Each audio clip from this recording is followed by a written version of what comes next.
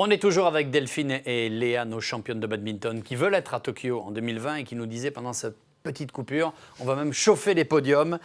Pour Gaëlle Edon qui est avec nous. Bonjour Gaëlle. Bonsoir. On est ravis de t'accueillir Gaëlle. Tu as un profil génial, une vie un peu particulière. Avec un accident dont on va parler dans quelques minutes. Tu vas partir dans quelques jours au championnat du monde de paratir en Australie. Oui, c'est exact. Tu pratiques le paratir depuis 2016. Tu as notamment intégré en 2017 l'équipe de France. Tu as gagné tous les titres de championne de France de la discipline. C'est ça. Donc tu as cette agilité, cette compétence, cette passion. Cette passion avant tout et l'envie de gagner. L'envie de gagner. Ouais. On va commencer en revenant sur cet événement qui a modifié ta vie en 2012. Donc, que s'est-il passé? Alors en 2012, j'ai eu un grave accident du travail en montagne. Donc j'ai eu une hémorragie cérébrale, donc comme un AVC en fait, maintenant j'ai une hémiplégie. Donc c'est-à-dire la moitié de mon corps est paralysé. Là j'ai un bras de mort. La jambe, je me déplace avec une béquille. Et après des troubles aussi cognitifs. Et tu étais secouriste? Et j'étais secouriste. Donc il y a eu cet accident. J'imagine qu'il y a eu des longs mois de réadaptation. Des longs mois, des longues années et toujours des opérations à prévoir. Là, j'en ai une encore au mois de novembre. Donc, c'est des opérations maintenant régulières, on va dire.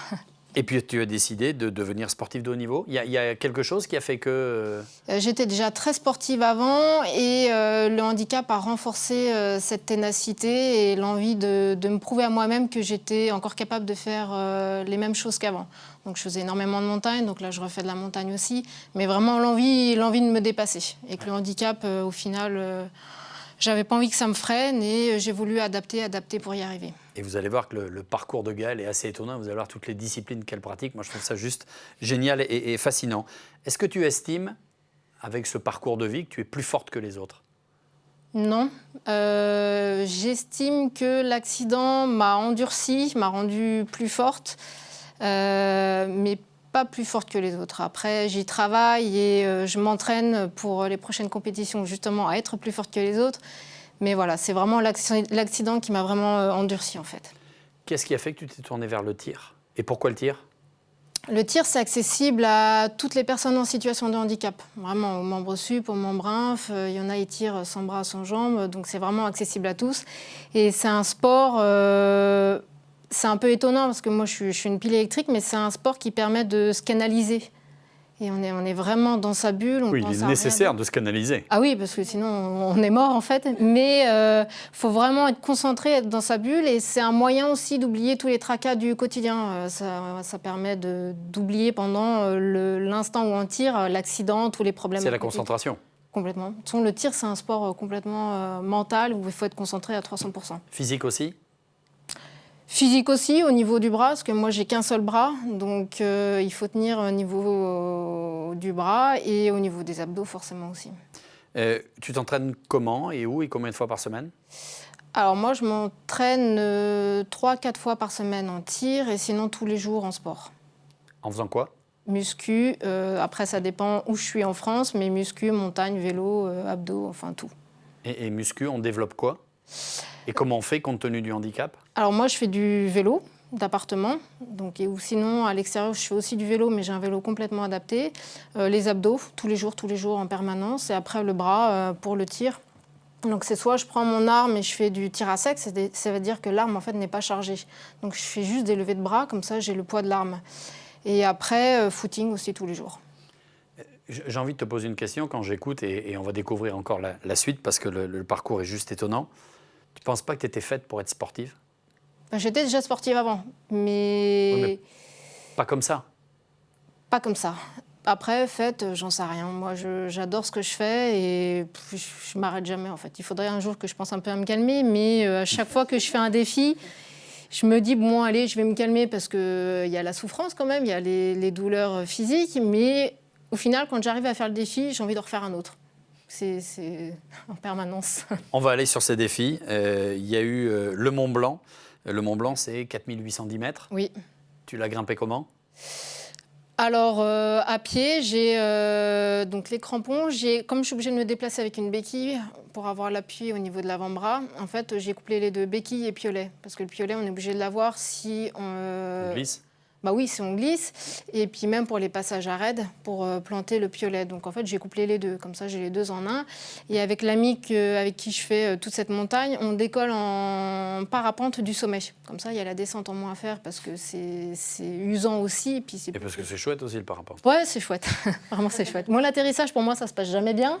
Mais non, c'est vraiment chouette. Pourquoi le Mont Blanc? Pourquoi cette ascension? Il y a la dangerosité aussi. Oui, il y a la dangerosité.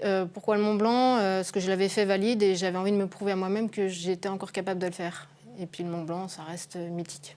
Alors, il n'y a pas que le Mont Blanc, hein. C'était qu'une étape. Tu es allé en Géorgie, le mont Kazbek. Le mont Kazbek, là, au mois d'août. 5047 mètres. 5047, donc pareil, même objectif, on monte à pied et on redécolle en parapente. Bon, donc là, on est monté à pied, on y est arrivé, mais le problème, c'est qu'on n'a pas pu décoller en parapente parce qu'il faisait mauvais temps, 70 km/h de vent, on ne décolle pas en parapente. Et donc du coup, on est redescendu à pied avec le parapente dans le dos. Donc on l'a baladé, le parapente, mais une super expédition. Je vois vos grands yeux, les filles. Ah, moi, je suis impressionnée. Ouais. On se retrouve aussi un peu, je pense, dans les ambitions, la personnalité aussi, des valeurs communes, je pense. Oui. Mais moi, je suis impressionnée, une vraie source d'inspiration, je pense, pour beaucoup de monde. Ouais. Vous aimeriez faire plus d'aventures, vous, les filles? Je peux vous emmener, si vous voulez, il n'y a pas de problème. Je pense que c'est des expériences à vivre, ouais, mais avec le sport de haut niveau, c'est pas très compatible. Bien sûr. Mais te dire qu'un jour, après, ouais, l'aventure, ça vous tente? Ouais, ça peut être sympa, ouais. Grimper les sommets comme ça qui culminent. Après, avec le sport de haut niveau, c'est compatible parce que j'y arrive, mais oui, c'est pendant le temps des vacances et voilà. Mais après, je pense que toutes les trois, on a la gagne, on a l'envie d'y arriver. Donc au final, si vous avez envie de faire le Mont Blanc avec un peu d'entraînement et apprendre à cramponner, oui. Mais je pense que toutes les trois, oui, c'est la gagne, quoi. Et l'envie d'y arriver. Et ce côté aventurière aussi chez toi? Oui, un peu aventurière, ouais. Mais c'est tellement magique, la montagne, vous êtes au sommet toute seule et vous avez l'effort, vous montez, vous en bavez comme pas possible, vous avez mal, mais vous arrivez en haut et il y a un panorama juste extraordinaire et juste la joie d'avoir réussi en fait. Donc c'est ça aussi le côté aventurier. Il y a d'autres sommets qui te tentent? Oui, l'année prochaine ou en fonction des Jeux ou en 2021, le Kilimandjaro. Donc pareil, le même objectif. Tu me rappelles l'altitude? 5885, c'est pas un 6000, un petit.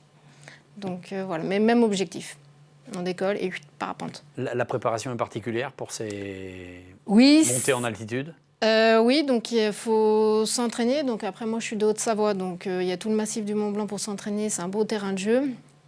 Après, le problème, c'est qu'avec le haut niveau, des fois, c'est pas compatible. Donc, du coup, par exemple, dans les hôtels, je m'entraîne à faire tous les étages de l'hôtel à pied. Je monte, je redescends, et plusieurs fois de suite, quoi. Et moi, je continue à me préparer parce que... il y a eu un bazar cette nuit dans l'hôtel. Non, je fais pas de bruit, mais ça fait moins de bruit que l'ascenseur au final. Mais voilà, je m'entraîne comme je peux, et voilà. Donc, altitude en Haute-Savoie, et après, entraînement physique... lors des déplacements, les hôtels, un peu de cardio et de muscu, et le tour est joué. Alors, la montagne, c'est sympa, mais il y a également l'aviron. Oui, il y a l'aviron. J'ai commencé l'aviron en 2015, et en fait, il n'y a aucun système qui existe pour faire de l'aviron d'un bras, mais avec 2 rames. Sauf dans le même bateau avec quelqu'un d'autre. Sauf que moi, j'aime bien être autonome. Et la deuxième personne qui est derrière moi se fait sans arrêt des tendinites, comme elle compense mon côté qui ne marche pas. Donc avec mon entraîneur et des étudiants, on a créé un système et ça a complètement marché. Maintenant, on peut faire de l'aviron d'un bras avec 2 rames en autonomie complète. C'est vraiment l'autonomie qu'on cherchait. On a eu le premier prix de l'innovation 2016 à Paris. On a déposé le brevet. Fantastique. Et maintenant, on le vend à toutes les personnes qui sont paralysées du bras, amputées. Et on voit les images en même temps. Hein. Voilà.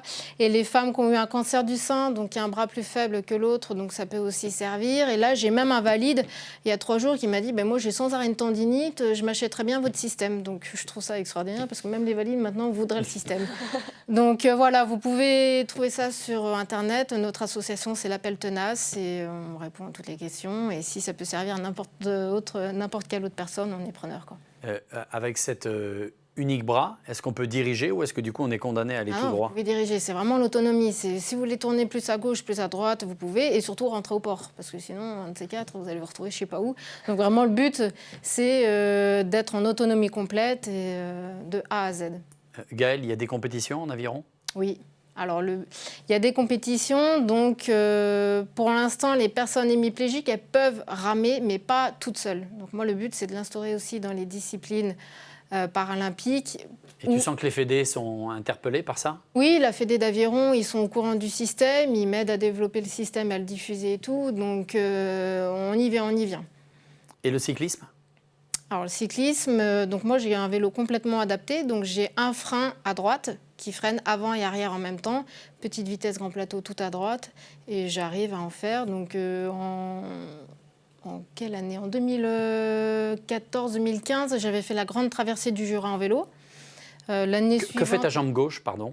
Alors en fait j'ai des cale-pieds, donc je mets ma jambe gauche dedans, et après pour démarrer, je fais plusieurs allées-venues de ma jambe droite pour prendre de l'élan, et une fois que j'ai assez de vitesse, ma jambe gauche elle arrive à passer. D'accord. Après le plus difficile c'est pour s'arrêter, parce que j'ai moins d'équilibre, donc il faut que je calcule assez bien, quoi. Mais il y a des gens qui t'accompagnent tout le temps? Non, pas tout le temps, parce que je ne vais pas embêter tout le monde. Donc après, j'ai mes parents qui m'accompagnent, j'ai des amis qui m'accompagnent. Donc après, si j'ai envie d'y aller toute seule, j'y vais toute seule. Il y a un truc qui revient quand même, au-delà de ta volonté et tout ça, et moi je trouve ça fascinant, c'est que tu dis souvent que tu as envie d'être seule. Tu aimes bien faire tes trucs toute seule. Je suis un peu un ours, effectivement. Oui, j'aime bien être seule, je vais pas dire l'inverse. C'est pour ça que la montagne aussi me correspond assez bien, parce qu'on est toute seule en montagne, donc c'est top. Mais non, j'aime bien être tranquille et embêter personne au final et faire mon petit chemin, quoi. Et en vélo, donc les distances que tu parcours, c'est combien? Par jour ou... Oui, par exemple, c'est soit en pour qu'on comprenne la itinérance. performance, parce que je pense qu'il y a toujours un souci de performance avec toi, au-delà du fait que tu es un ours et que tu veux y être tranquille. Non, souvent je fais des itinérances, donc pendant une semaine, ça passe. Et après, par jour, en vélo d'appart, je fais 70-80 km. Et sinon, pas en vélo d'appart, donc c'est-à-dire avec les risques sur la route et qu'il faut que je maîtrise un peu mieux au niveau de l'équilibre. Non, je peux faire 60 km, facile. Et en face de toi, tu en as deux qui sont inséparables.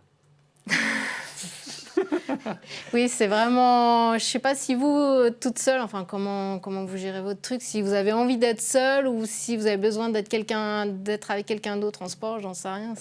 Bon, après, on est très souvent toutes les deux par le biais du badminton et des entraînements, mais c'est vrai que moi, par exemple, j'ai mon appartement, on est à l'extérieur de l'INSEP, donc oui, après, on a cette volonté aussi, je pense, d'être toute seule de temps en temps, mais bon. Bon, je pense que c'est bien des fois d'avoir aussi d'être un peu tranquille. Ouais, c'est le petit Parce ours que qui sommeille en toi. Ouais, c'est ça. Parce que je pense que si vraiment on vivait tout le temps ensemble, ça serait... Non, et puis À un vous moment communiquez pas mal pendant votre sport. Oui, alors c'est que ça. nous, on a les bouchons, on a devant les yeux, on a le cache-œil. On est revenu au tir, là. Oui, on est revenu au tir, donc on est vraiment en fait dans sa Si tu bulle. mets un bouchon, un cache-œil, un vélo, tu vas t'emmerder. Non, mais vraiment le tir, on est comme dans un bocal. On est vraiment comme un petit poisson dans un bocal, c'est qu'on est vraiment dans sa bulle. L'objectif pour les mondiaux? Un quota, podium. Pour accéder à Tokyo 2020. Voilà, c'est ça. Eh bien, c'est tout le bonheur qu'on te souhaite. Merci infiniment, Gaëlle, Merci d'avoir été avec nous. Merci Delphine, merci Léa. Brillez les filles, continuez de nous faire rêver. Et je vous dis à très bientôt. Salut. Merci.